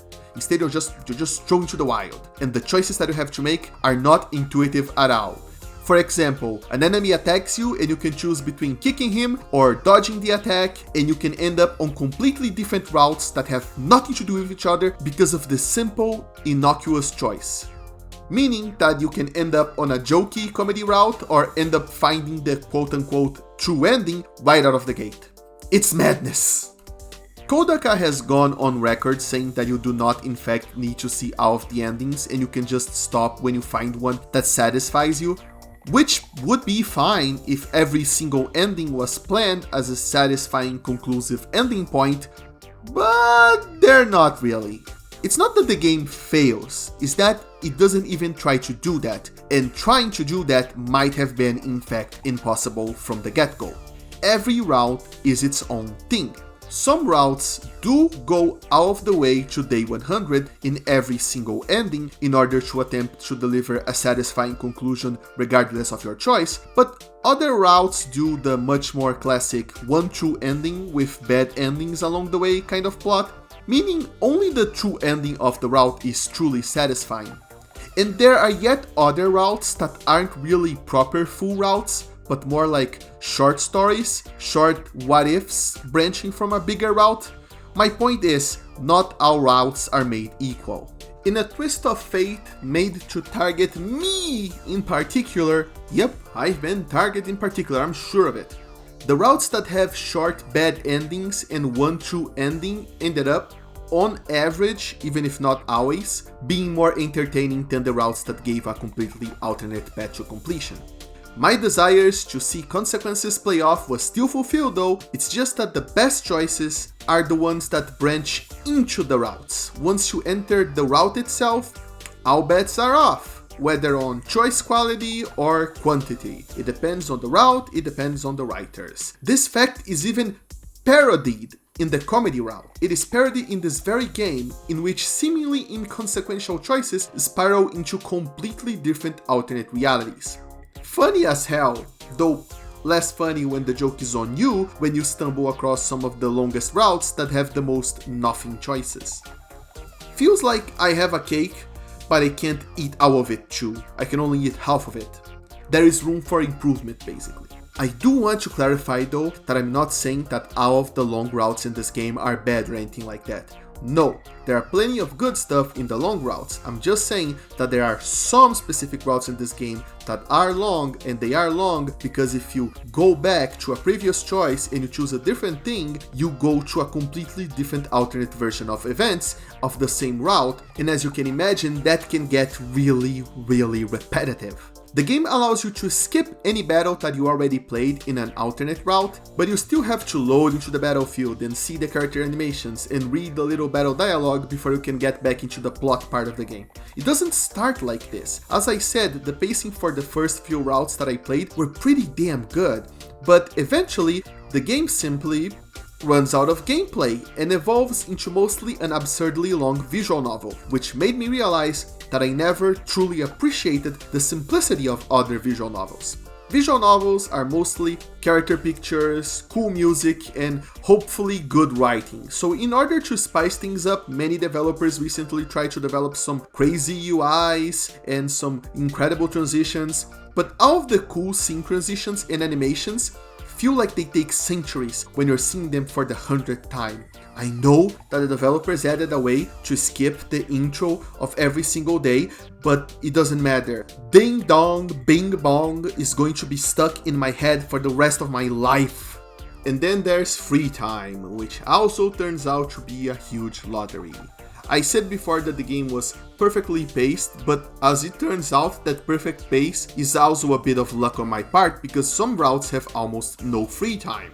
Hell, some have almost no combat and then they just become true visual novels. But there is one in particular that is basically half free time, and if you get that one early in your journey, well, you can kiss goodbye to good pacing, because you can use that to grind out the best items and upgrade out the broken characters to their maximum potential on one go. Now, I don't want people to think that I'm complaining about the difficulty, because everybody who watched my video should already know that I'm a huge casual, and that I, like I said before in this very video, that I love figuring out how to break the game. But the real problem to me is that when free time becomes useless, all you can do is skip it. So every time the game keeps giving you free time, you manually have to select that you just want to sleep instead constantly, which adds even more repetitiveness into the mix. And hey, I like the combat. I just said how much I love the gameplay in this game. But we all have our moments of weakness, and when I reached that point, I really wished that the game was just a normal-ass visual novel. Also, this might be a nitpick, or it might not, depending on your opinion. Some days I wake up thinking this is just a nitpick, and some days I wake up thinking, damn, that's kind of annoying. But a problem that I had when I was going through the different routes is that in a lot of routes, the characters just die. And if you played attention so far, that is really ridiculous, because the fact that they cannot die is a big point of the setting, of the plot, and even a combat mechanic. Dying is encouraged. And in some routes, the fact that the characters can die at all in some situations is a big deal. And the writers know that, and the writers set up some very interesting ways to make the characters die. Some very funny ways even that to make the characters die and go with that dark comedy vibe. And then in the other half of the routes, they just die in the dumbest way possible, and the game is just like, yeah, no, they're just dead. You just have to accept that. Did nobody tell the writers that actually put lots of effort into thinking ways for the characters to perish that their peers would just not give a fuck in some cases? That's just something that annoyed me. But that side complaint aside, let's go back to another side, the structural side of the story. And I want to say that seeing the exact same events from a slightly different lens or with a slightly different twist is just not fun. And I came away from this game understanding that certain tropes and plot beats fit better in a 2-hour movie than in a 10+ hour book. Even when you're not seeing things that you already seen from a different lens, some routes can still feel very repetitive and boring, like you're just waiting for the twist or the payoff at the end and hoping that it's worth the trouble. And even then, there's even a route that is not that, but it's a route that I don't even know if I'm mad at it because of how nothing it is. Seriously, it is so nothing that my personal theory is that they added it at the last minute to pad out the endings so they could reach 100 endings so they could fit into the title of the game. And I'm sure everybody, this route is so nothing that I am pretty sure that everybody who is watching this video right now and already played the game know exactly what I'm talking about, and I'm 99% sure that they 100% agree. And that is a problem to me, because some characters get a full route out to themselves. Others have a spotlight on different routes. But my boy Takemaru gets to do nothing for most of the game. An 150-hour-long game? Come on! Uchikoshi, weren't you the lead planning organizer that was going to take care of what people was going to write on the most of the routes that Kodaka didn't write or some shit? What's up with that, man? I know that it is a lot of writing, but you really let them write all that without checking to see if they managed to forget that some characters even exist? And I know, in my logical brain, that this is unfair. I know it's extremely unfair and selfish of me. I know that if they use the resources of a short what if story to make a Takemaru route, for example, the Takemaru route would be over in 30 minutes. Because resources and time and stuff are limited. The math just wouldn't add up, and I know that in my brain, but my heart does not want to listen to that, because I need more Takemaru in my life immediately.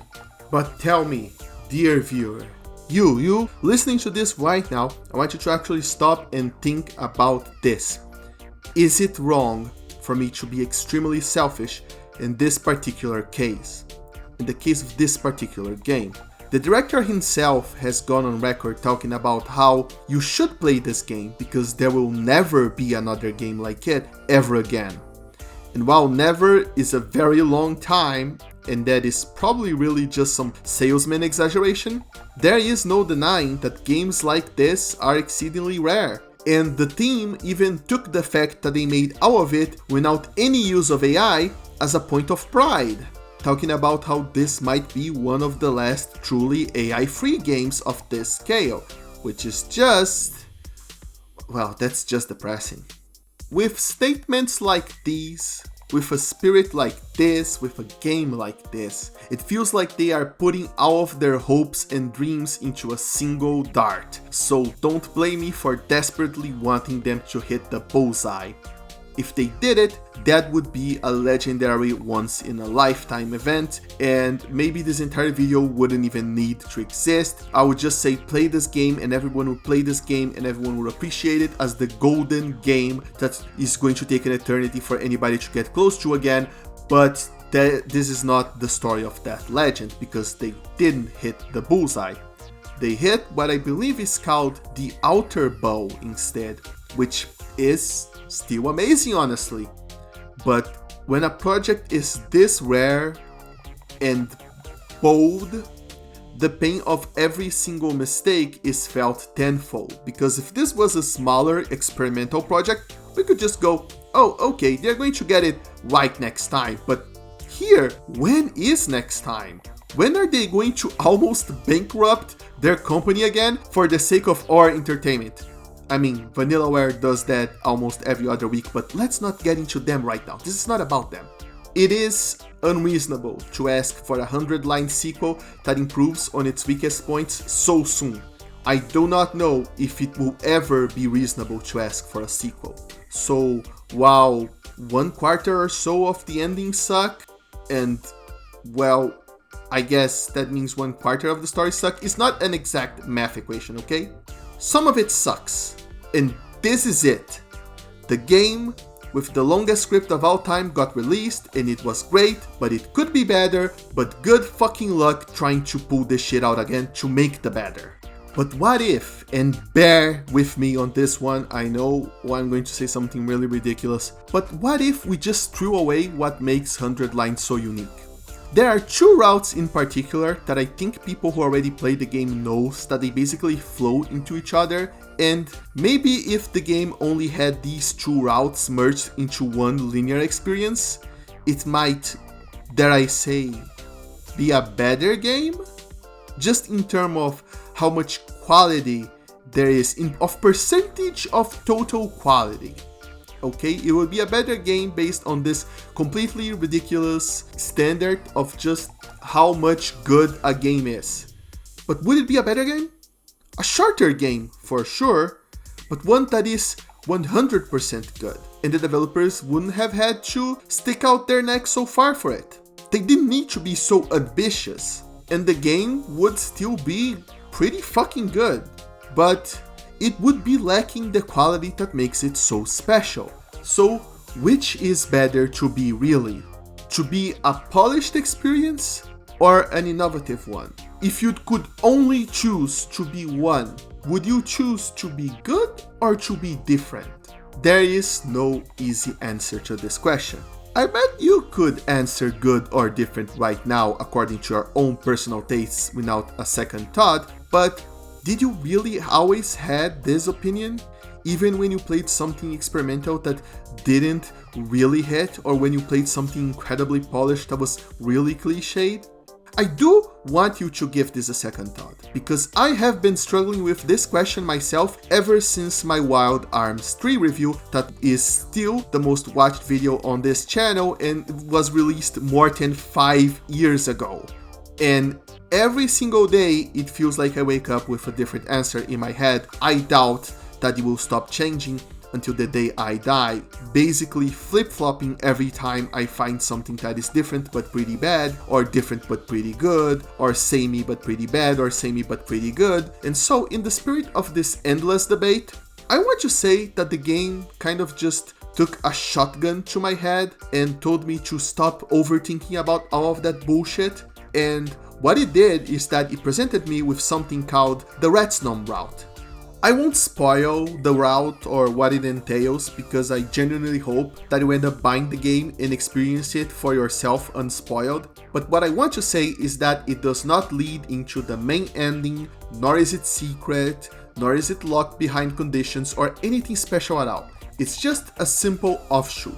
It is a route that inherently could not be the main story of the game, because it is not the story of the Last Defense unit on the Last Defense Academy. Instead, it is a character study of one particular character.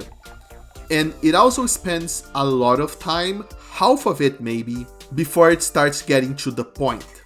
It's not perfect. It includes a character that shows up just to give out convenient exposition, and it includes a plot element that is never relevant ever again in any other route. It is all done in the name of a setup, but when the ball gets rolling, well, I don't read many books. I mainly play video games and watch movies, so like with everything else in this video, and I'm known that at this point I probably sound repetitive, but take this with a grain of salt. When it starts, when it really picks up, it becomes one of the most genuinely beautiful pieces of art I ever experienced. And if it wasn't for 100 Lines' very special structure, it simply wouldn't be possible for the writers to do that. Of course, it goes without saying that all of this is all incredibly subjective. I'm sure someone out there thinks Red Snow is really bad, I'm sure someone out there thinks a route that I think is pretty bad is actually pretty good, but the important thing is that both of us can find enjoyment in 100 Line, and we can do that because the writers took bold swings with every route. It would have been easier for them to do 100 blend endings, 22 blend stories in fact. It would have been more marketable for them to do so as well, and to try and to reach as many people as possible with the meta gimmick of 100 endings. I have no doubt there will be people who will skip on 100 Line because ew, it's anime, or ew, it's problematic, but they didn't make this game for those people, and thus 100 Line ended up being much more than its meta structure. It is ambitious on every meaning of the word, and I'm glad that the developers took such big swings with their only shot, even if it's going to take a long time before we see anything like it again. Because what they handed to us really is a treasure box filled with all sorts of different gems. You just have to put in the effort to dig into it and find the ones that you personally like. It's just, and oh god, that would have been a perfect ending point, wouldn't it? But I am a complainer, I just have to complain a little bit more about one thing. I know that it would have been a hard, possibly impossible task, but I feel like since the developers are already taking big swings by making the game go towards a specific direction, maybe they could have coordinated the writers a little better towards that specific direction. I know the wild swings of genre and tone are what make each route distinct, but the problem of shooting everywhere, and I do mean in every single direction possible, not even as a metaphor, is that you will inevitably end up contradicting yourself. You have routes in which the depths of characters are explored and you're meant to take away that people are more than their superficial traits, and routes in which the superficial traits are all they have all the way to the end. You have routes about using the power of friendship to circumvent rules and aim for the best possible conclusion, and others in which you can only survive to the end by making the most cynical, cold decisions. And like I mentioned before, even the way the characters can die and how that is justified within the setting can make it feel sometimes like you're actually playing just a completely different game. That's the conclusion that I arrived to in the end. 100 Line is a thesis, but it is also its own antithesis rolled into one. Everything that you love about it has the opposite of it hidden somewhere in it, something that you hate. But if you find something that you hate, chances are, yes, that something you love is also somewhere here. It's a sometimes frustrating, often confusing labyrinth, and in spite of the developer's insistence that you stop when you find an ending that you're satisfied with, it's something that can only be truly understood, that you can only discover what you really like about it when you see all of the parts that make the whole. And that's what makes this video a love letter, because what is that if not love? To cherish something even when it is flawed. If somebody asked you why you love someone, would you be able to easily answer that, to just pick an answer really quickly? If anything, that would make you sound suspicious. Because what is love if you cannot love the whole person? And did I just take all of that from a half-remembered quote from Dies Irae? Yes, I did. Mark that down as another visual novel reference for this video. With all of that said, I don't think I need to clarify if I recommend 100 Line or not. I think that's pretty clear by this point, and I think we reached the limit of how much further I can discuss without going into outright spoilers, so this would be a good stopping point. So I want to thank everyone who watched this video. I hope you enjoyed it. If you didn't enjoy it, I'm sorry that I just wasted, at this point it should be about an hour and a half of your time. I hope that you took something out of this video, even if you disagreed.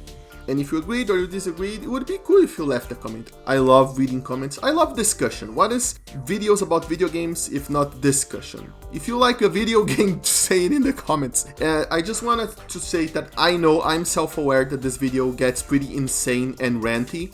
But I also want to point out that it has been in the works since the demo for this game was released, and it has been approximately 8 months at this point. And you know, I took breaks from playing the game and from writing and editing this video to release a few other videos in the meantime. I did other things with my life, but it doesn't change the fact that it has been in the works, it has been filling a certain percentage of my brain for this long. So forgive me if the end product end up being not as polished as my other videos, but this is already like the 10th draft that I wrote. It's just really hard to put into words how I feel about this game. There is a lot to talk about this game. This game is a lot of game, and I appreciate your patience in waiting for this video. But yeah, the end product is going to be the end product. Whatever the end product that you're watching right now is, that is it. I can't do this for much longer. Thank you. Even with that being said though, this is not the end of the video. Since this is the first and likely very last video that I will ever make about 100 Line, and given how much I thought about it for 8-9 whole months, I will break my usual no spoilers rule and start rambling about spoilers right now. There will be no context, I will explain nothing. This segment is just for me to vent a little bit, and you probably won't understand much of it if you didn't already play the game, and it's not going to be a structured, scripted, well, half scripted technically given how much I break from my scripts. But the point is, if you already played the game and you want to see what my experience with it is, if you want to match my experience with yours, this is the point that this is going to happen, and there's going to be a timestamp right about now in the video, and you can use that to skip to the channel update, because for secretive and dramatic reasons I want the channel update to be the very last thing in this video. Okay? Thank you. So spoilers will begin in 3, 2, 1.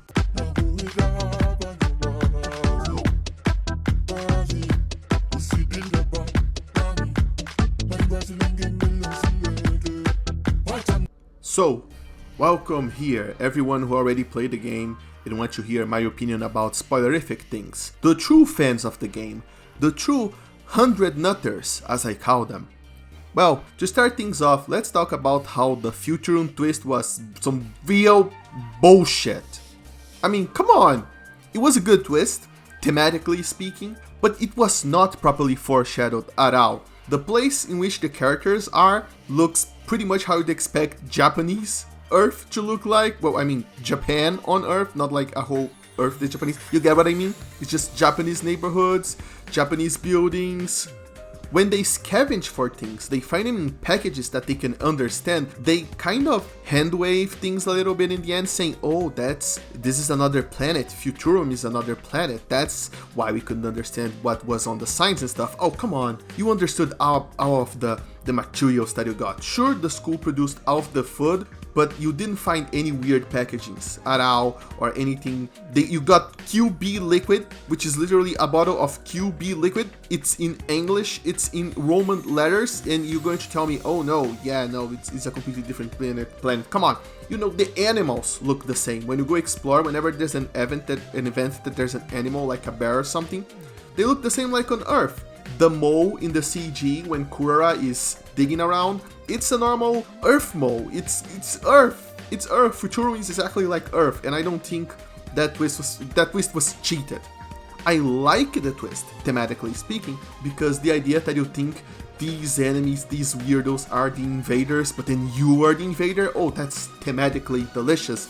But I don't think it was cheated very well. It was hidden very well. I think, well, maybe it was cheated well if you think about the game cheating on us, but I really wish they hid it a little better. They put some delicious hints along the way. Instead, they're just like, yeah, no, it's another planet. It's another planet that's completely the same as Earth, with buildings that look exactly the same culture and everything.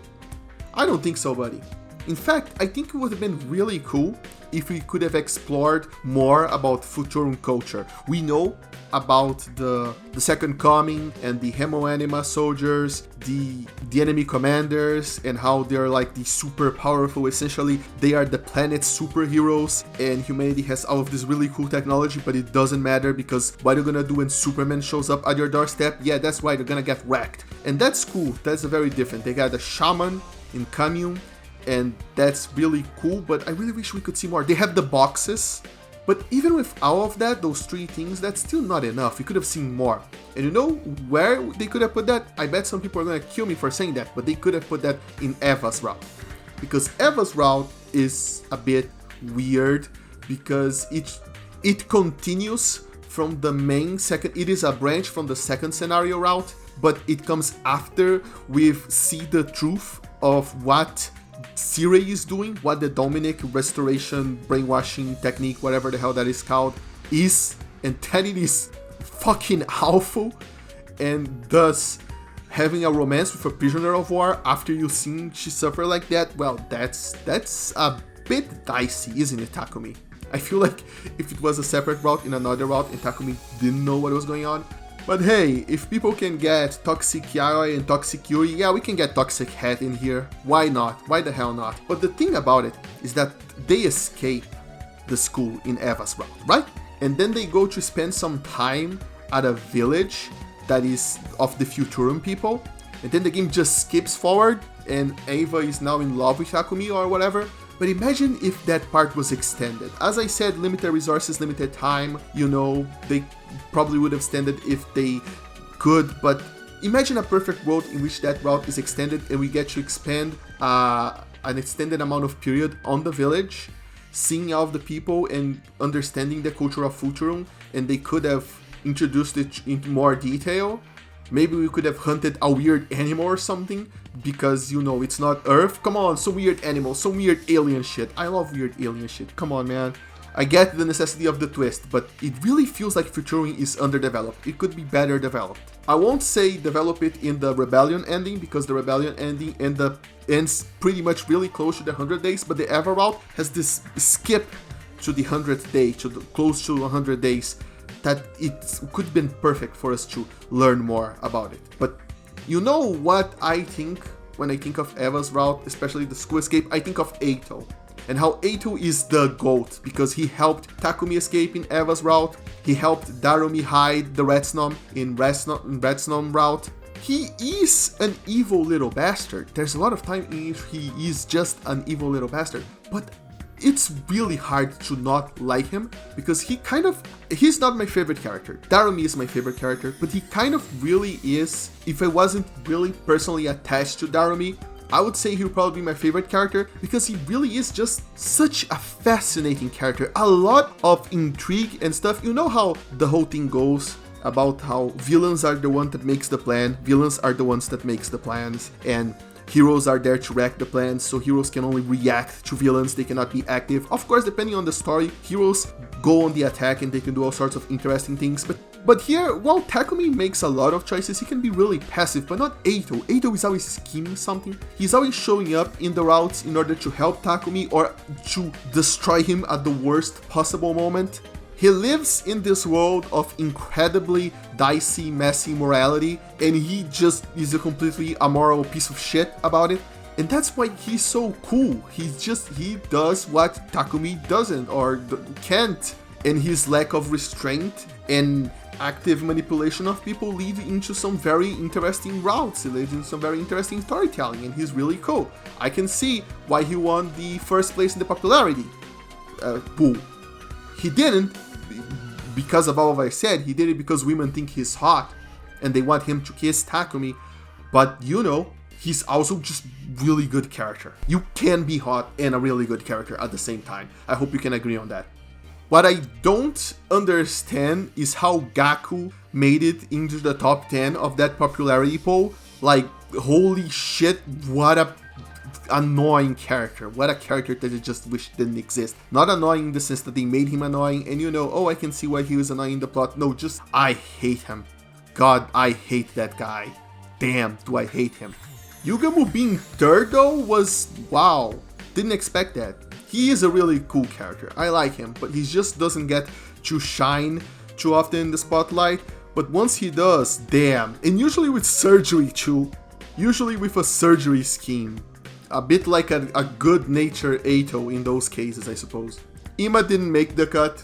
Not really that surprised. He wasn't going to be as focused as I thought he was going to be. That's a bit of a fall from grace for a character that voiced the favorite white-haired pretty boy of the Danganronpa franchise. But you know, the performance was great, and him as Sirei was really funny. He just didn't get to do as much cool stuff as the other characters did. You know who did make into the popularity poll? Hiruko did. And that's great because I really love how Hiroko was used in the SF route. I love that Takumi was essentially Hiroko's Watson. He wasn't the one time traveling and dealing with all of that stuff. No. Hiroko was the one who was leading the charge. And I know this is a bit of a controversial thing to say because in Danganronpa, Kirigiri and Byakuya being the Sherlocks of the game basically, and they just keep telling Naegi to like, Naegi, I already figured out, but why don't you tell the rest of the class? People thought that was really annoying, and I thought that was really annoying. Being the dumbest idiot in the room is not necessarily a bad thing for a mystery game, but it is when there's multiple people who are smarter than you, who just keep teasing you, who just keep being annoying about it. But here it works because it's not a mystery game.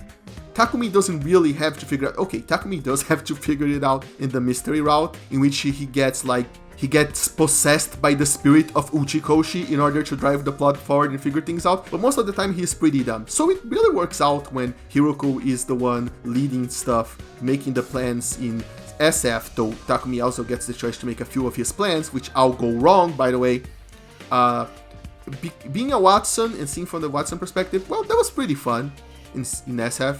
SF as a whole was a pretty fun conclusion, and it's interesting how it is the secret ending, not the main ending, yet it is inarguably happier than the main ending, which was a thing in Nirvana Initiative, which was also written by Uchikoshi. Well, I mean, the second scenario here was written by Kodaka, but I wonder if this is going to be a thing going forward, in which they use the main ending to be more bittersweet, and then they give the happy ending on the secret ending. Though Nirvana Initiative secret ending is weird.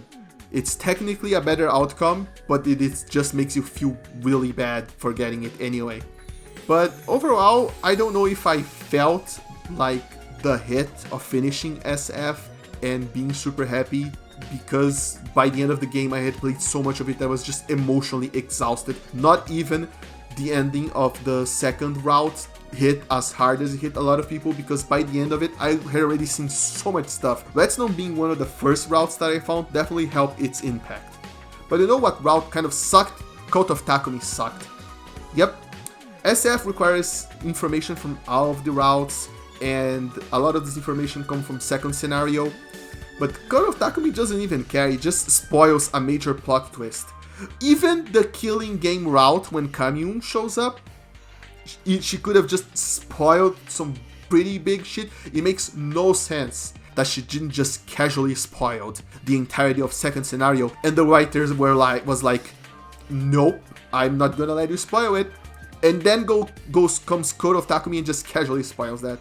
Code of Takumi's conclusions are pretty nice. I really like how bad ending, how very twisted they are. It really fits that vibe of a very gory niche visual novel, the gory niche visual novels that inspired 100 Line. But how they get there, and that they just decided to casually drop spoilers like that does not please me. I personally think this is a pretty sucky route.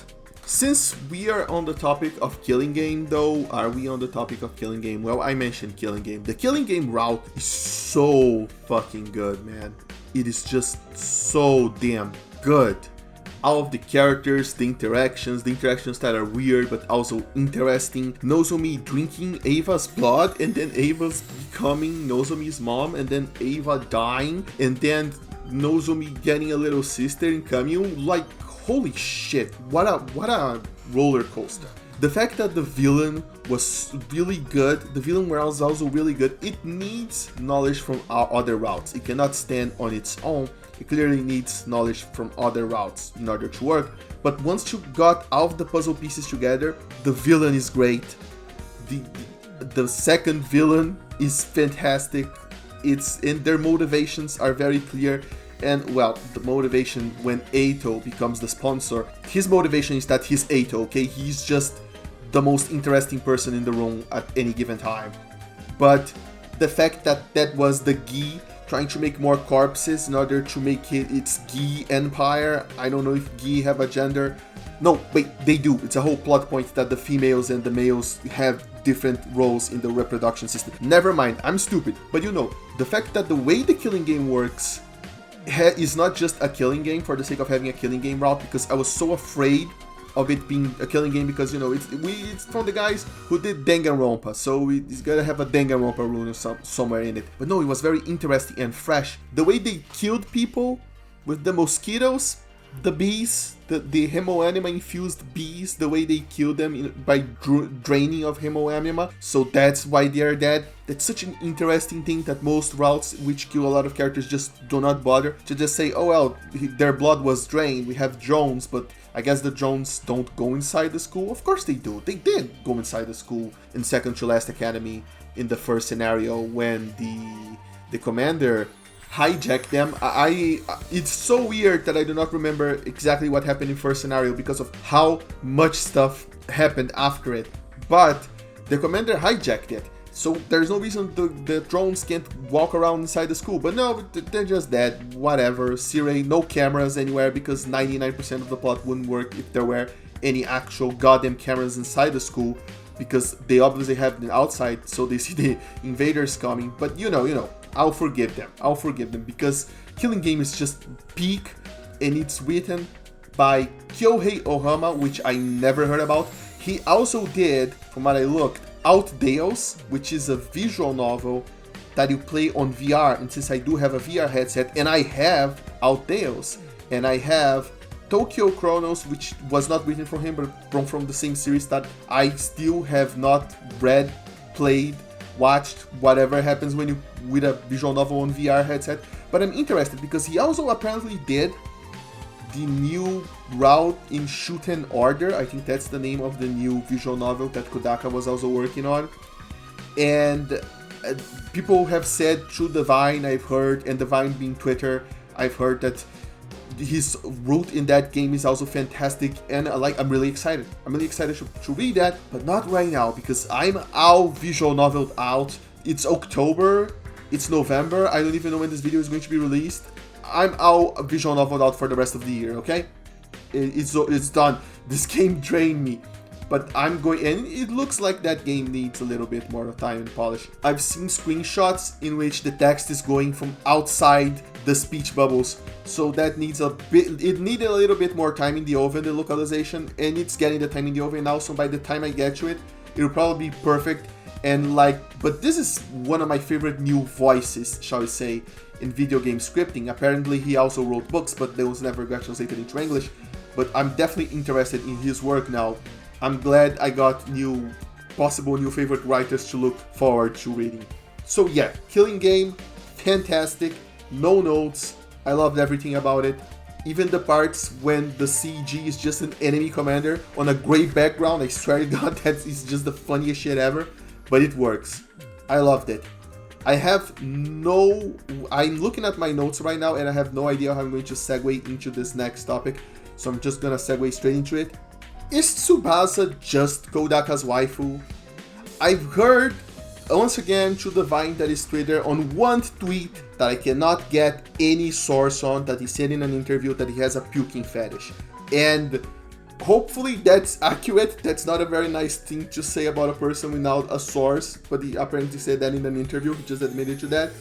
But I can't find the interview. The guy who did the tweet couldn't find the interview, so I don't know. But here we have this character who is cute, she's beautiful, she's nice, she's good with mechanical stuff, she can fix everything, and she's constantly puking. Her deal is that she pukes a lot, and she has so much time to shine. She shines on basically every time somebody needs something. She's like, yeah, I just MacGyvered it with a paperclip. I just MacGyvered an atom bomb with a paperclip and a razor and that broken nuke that I found in my backyard. That's her character. She always shines every route because of that, because she's always have a little bit of time on the spotlight because of everything she invents that drives the plot forward. And then she is the romantic interest in Killing Game, and then she has one third of the romance route dedicated to her. And I'm like, her grade sickens me. She is so much in the spotlight, and she's great. She's fantastic. It's just completely destroyed my soul because I also have a problem with stress. And when I'm in high stress, I do to have problems with vomiting and stuff. I have stomach problems. I have when I get into overdrive when I'm stressed. And I was like, oh, she's cute. Here's a relatable character. And then nah, that's just Kodaka's thing. And I'm like, oh, okay then. I mean, if you're going to make a project and you're going to stake your entire career and company on it, might as well just put your fetish there as well. Why not at this point, right? But yeah, she's great. As I said, my favorite is Darumi, with Moko at a close second. Hiroko is in third place. Nozomi is in fourth place. Kurara is in fifth. And Tsubasa is in sixth. There you go. This is the official Penguin Overdrive girl list. Girl female character tier list.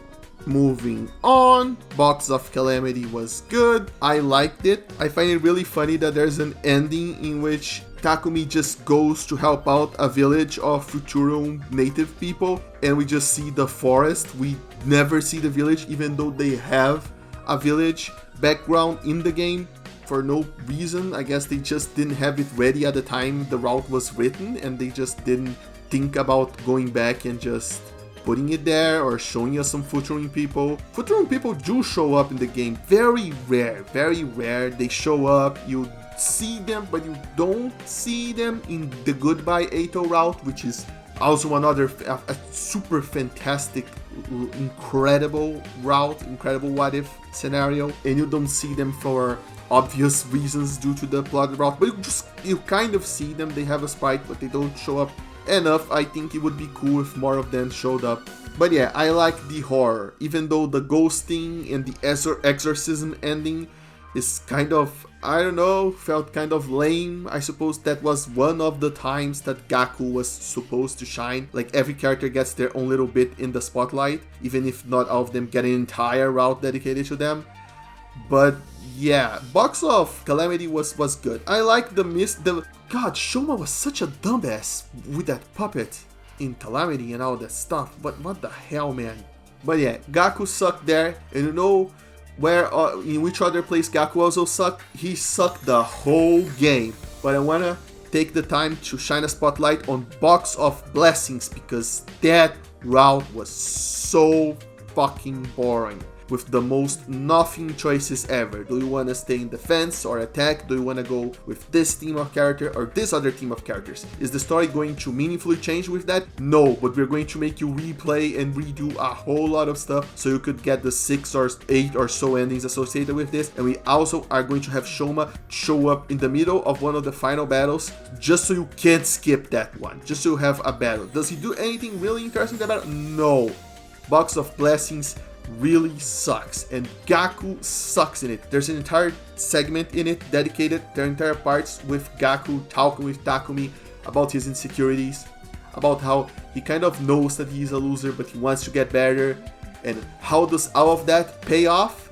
Well, there is an ending in which he resurrects Darumi and Kyoshika. Oh shit, I forgot to put Kyoshika in my tier list.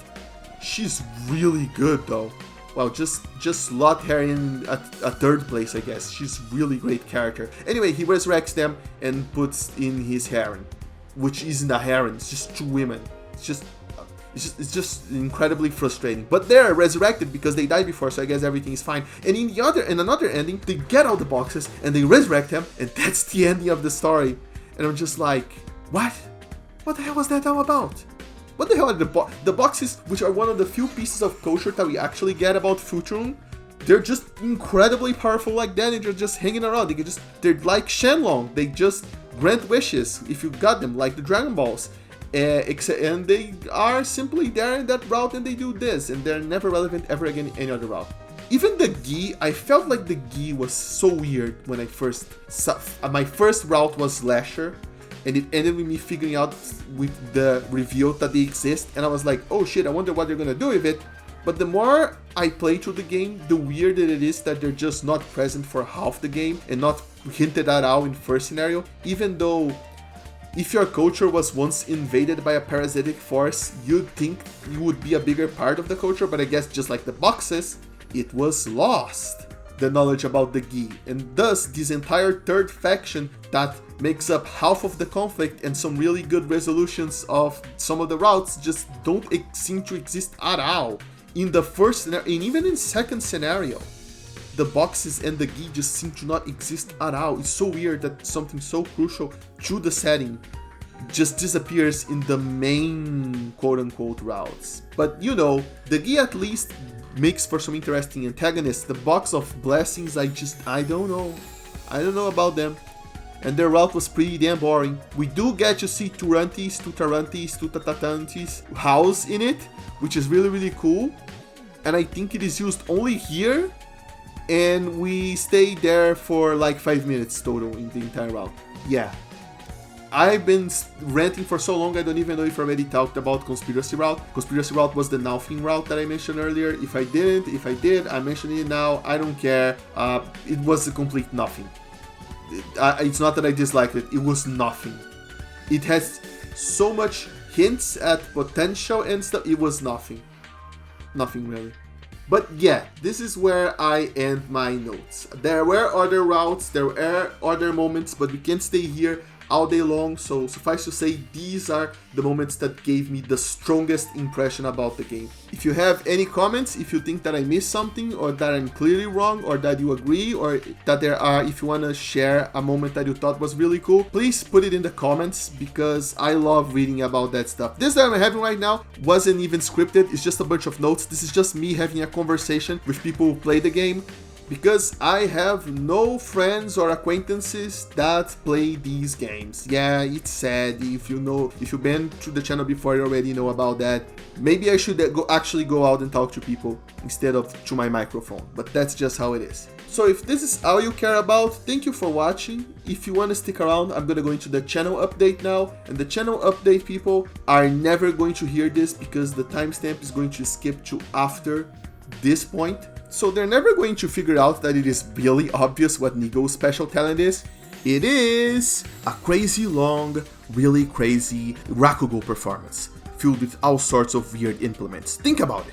It's crazy, it can be crazy, it can be long, and it can include all sorts of different things. It can be life-changing, and you can do it by yourself, because it's Rakugo. Okay, I'm just joking. I know that the joke is that we do not know what it is, but think about it though. It could be.